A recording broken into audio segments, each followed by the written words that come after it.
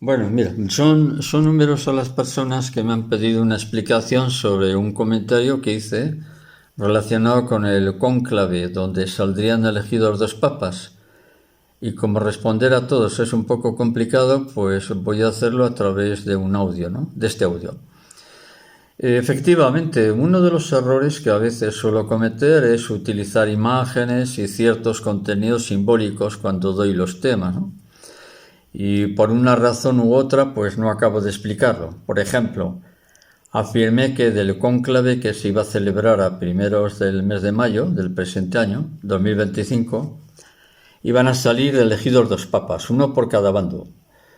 Los tradicionalistas iban a elegir un papa y el bando bergogliano pues elegirían al suyo. Por lo tanto, cada uno seguiría un papa y otros otro. Hombre, es evidente que de un cónclave no van a salir dos papas, eso no es posible. Lo que sucede es que en este caso utilicé la simbología de dos papas para describir la división interna de la Iglesia, y esta división interna precede al cisma definitivo que, nos guste o no, va a dejar a la Iglesia Católica completamente desmantelada. Ese cisma, que ya es una realidad y que nadie lo puede negar, no lo va a poder detener nadie. Simple y llanamente porque así está sucediendo y así consta en los textos incluidos del Nuevo Testamento. Por lo tanto, utilicé la simbología de dos papas para confirmar la ruptura interna de la Iglesia, pero no expliqué el contenido simbólico de esos dos papas, los cuales tendrían que salir de ese cónclave. Pongo un ejemplo. Cuando daba clases en la universidad en la materia de ética profesional, dedicaba una o dos clases a explicar la simbología que se utilizaban en las técnicas de manipulación, especialmente en un ámbito tan poderoso como es la publicidad. Pues bien, en clase ponía ejemplos prácticos de anuncios muy conocidos en ese entonces. Estábamos hablando de finales de la década de los 90, ¿no? De cómo los creadores de publicidad elegían a una modelo de unos 18 años, la maquillaban para que físicamente tuviera una apariencia de una mujer 30, 35 años, ¿no? Y a continuación presentaban una determinada crema de una marca concreta, la cual, extendida sobre la piel del rostro, rejuvenecía a esa joven a través del maquillaje, ¿no? De manera que aparentaba unos 30 años o más. En este caso, la crema que se aplica al rostro simbolizaba la regeneración de la piel, o dicho de otra forma, esa crema que anunciaba para que tú la compres es el símbolo que te va a llevar a una segunda juventud, porque te va a dejar la piel nuevita. Muy bien. Bien, este es el enorme poder de los símbolos, ¿no? Que te permite explicar una realidad diferente, pero a través de la simbología. Pero teniendo en cuenta que esos símbolos hay que explicarlos para entenderlos. Al mencionar los dos papas que saldrían elegidos, es la referencia profética histórica de la diferencia existente entre dos iglesias actuales. No son dos iglesias del pasado, no, son dos iglesias de hoy, actuales. Una iglesia verdadera y otra iglesia falsa. Y esas dos iglesias, una verdadera y la otra falsa, podrían percibirse con total claridad una vez que finalizara ese cónclave, tal y como está sucediendo. Pues bien, esos dos papas son Benedicto y Francisco. Benedicto representa la verdadera tradición apostólica de la Iglesia. Las columnas, y la pregunta es ¿cuáles son las columnas de la Iglesia tradicional, de la Iglesia de siempre? Pues las columnas son el magisterio, la doctrina, la tradición y la escritura. Francisco, por el contrario, representa la dinámica de una iglesia ideológicamente socialista. Alguien se va a quejar y va a decir que no. Pero la cruda realidad es esa. Hay una iglesia socialista inconfundible. Y esa iglesia que representa Francisco tiene una base que es la cultura woke, o woke, como se quiera pronunciar. W o W o K de kilo, E de espacio. Es decir, es una iglesia falsa, que está estructurada sobre unos objetivos ideológicos que ya están determinados por una agenda que Francisco no ha podido completar totalmente. pero que esos objetivos es la agenda ideológica que le ha dejado Francisco a su sucesor. ¿Para qué? Para que la complete el recién elegido Papa León XIII. ¿Cuál es esa agenda? Francisco ha conseguido algunos puntos, pero no del todo. Y la agenda que le ha dejado a su sucesor, pues tiene unos 7, 8 puntos. La primera es admitir a las mujeres a que sean sacerdotes. El segundo, abolir el celibato sacerdotal. Otro punto, eliminar la misa y cambiar la consagración. También tenemos la cancelación, es decir, eliminar la tradición católica. Por otro lado, legalizar la homosexualidad, legalizarla. E igualmente, también de una manera u otra, más o menos disimulada o concreta, aprobar el aborto y la eutanasia. Eliminar a los que ya empezamos a ser viejos. Otro aspecto, legalizar la manipulación genética. Este tema es tremendo, este tema es terrible esto. Finalmente, 2 puntos, como es democratizar la Iglesia, que se llama la sinodalidad. La sinodalidad es que cada uno hace lo que le da la gana, que cada obispo hace lo que quiere. Y finalmente, deshumanizar las actividades intelectuales a través de la inteligencia artificial. Bien, aclarado esto, vamos a comentar otro punto, el cual también me piden. Se trata de un texto de naturaleza profética que menciona la supuesta reaparición de Francisco más adelante. Es decir, que algo así como que Francisco debe estar escondido por ahí y que en un momento dado se va a presentar. Entonces voy a dar lectura a este mensaje. Es un mensaje que me han enviado. Está fechado en julio de hace unos 13 años. Leo el texto, porque primero hay que entender lo que dice el texto. Dice que muchos ciegos a la verdad seguirán al falso profeta dentro de la confusión. Este falso profeta se refiere a Francisco. Los corazones de estas personas van a ser engañados cuando el falso profeta, que esté ya como a las puertas de la muerte, pues la gente lo van a lamentar.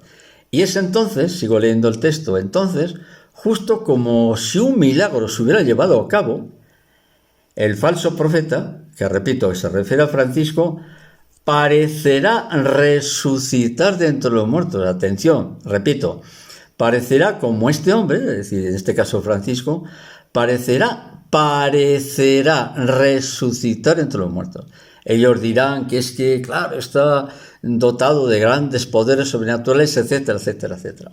Ese es el texto. Ahora bien, vamos a analizar el texto. El texto dice que parecerá que resucita, pero esto no tiene nada que ver con un cuerpo que regresa a la vida, porque ese privilegio solo tiene Cristo. El verbo parecer, ahora en estos momentos estamos en clase de gramática, de literatura, el verbo parecer es un verbo irregular, que se presenta en el presente indicativo, es decir, yo me parezco, tú te pareces, etc. Entonces, para entender esto de parecer, parecerá que resucitar, lo podemos entender a través de muchas veces que lo hemos escuchado, ¿no? Y decimos, oye, ¿has visto a fulano? Dice, oye, se parecen todos a su padre, ¿no? ¿Cómo se parece a su padre? Incluso cuando habla es la misma voz que su padre. Y cuando camina, pero vamos, es como si estuviera viendo a su padre, ¿no? Entonces, en este caso utilizamos el verbo parecer como si el hijo fuera una copia del padre, que en todo se parece al padre. Es un facsímil, una similitud, muy parecido, pero no es su padre, pero se parece enormemente. Entonces, creo que esto que estamos explicando queda claro. Parecido quiere decir similar, que es casi una copia, pero no es la misma persona. Entonces, el contenido simbólico de este documento profético afirma que este falso profeta, se refiere a Francisco, insisto, dice que parecerá que resucita. Pero claro, aquí nos hacemos una pregunta. ¿Cómo traducimos a la realidad este verbo irregular que es el verbo parecer? Claro, el verbo parecer quiere decir que quien sea el sucesor de Francisco, en este caso León XIV, este León será muy parecido a su predecesor. Bien, de acuerdo, pero ¿en qué sentido? porque Francisco y León no se parecen en nada, físicamente en nada. Se parecerán en el ámbito ideológico, en lo que piensan, en lo que creen, de manera que el sucesor va a seguir la misma línea doctrinal que Francisco, porque hay que entender que ese documento profético se refiere a lo que está sucediendo ahora. O dicho de otra forma, que el actual Papa León XIV seguirá la misma trayectoria ideológica y doctrinal que Jorge María Bergoglio. Y por lo tanto, la agenda que tenía que haber completado Francisco la va a completar León XIV. Esa agenda es la que hemos citado hace unos minutos, que eran 8 o 9 puntos.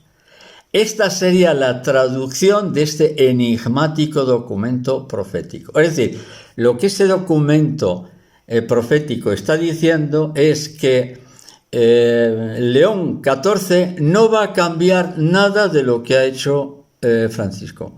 Va a seguir, va a hacer exactamente lo mismo y continuar su política, vamos a decir la palabra política, aunque no sea la palabra más correcta.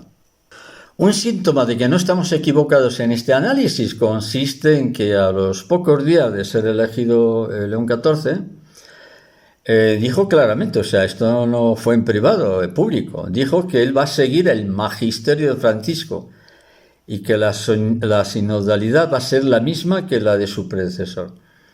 Yo cuando escuché estas palabras me dije interiormente, digo, hombre, qué casualidad, tenemos a un segundo Francisco en el Vaticano. Fue lo primero que pensé. Bien, finalmente vuelvo a insistir, ya cambiamos de ritmo, para finalizar. Vuelvo a matizar que la profecía de los papas, conocida como la lista de pontífices romanos, hasta el final del tiempo histórico, más conocida como la de San Malaquías, esa lista confirma que la línea sucesoria, esa lista de San Malaquías de los papas, repito, confirma que la línea sucesoria de pontífices romanos finaliza con Benedicto XVI. A ver, lo repito porque es que me envían cantidad de mensajes de WhatsApp que ya aburre un poco.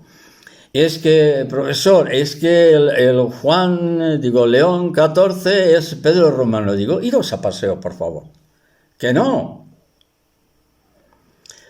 El León XIV es una continuación exacta, es un facsímil exacto de lo que ha sido Francisco.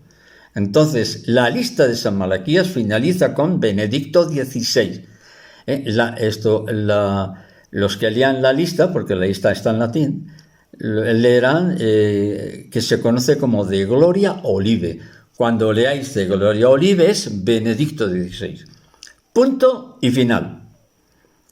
Por lo tanto, tanto Francisco como León XIV ni pertenece a esa profecía ni están dentro de la línea sucesoria de pontífices romanos. Y quien afirme lo contrario, porque hay quien dice que León XIV es Pedro Romano. Es que es tremendo todo esto. Quien afirme lo contrario, es decir, que Francisco y León es el intermedio entre Benedicto y Pedro Romano. ¡Que no! Quien afirme lo contrario, quien intenta introducir a Francisco y a León en la lista, no, está mintiendo. Eso no es así. Miente o es un profundo ignorante y desconoce lo que está hablando. Y aquí levanto la voz porque estoy hablando con negrita, En la voz estoy marcando la negrita para ver si la gente escucha, porque es que no entiende, no escucha. ¿Qué quiere decir todo esto? Quiere decir que Francisco y León XIV no están en ninguna lista profética, por lo tanto no son pontífices de inspiración divina. Lo dejo claro, aunque algunos me maldigan, me da igual.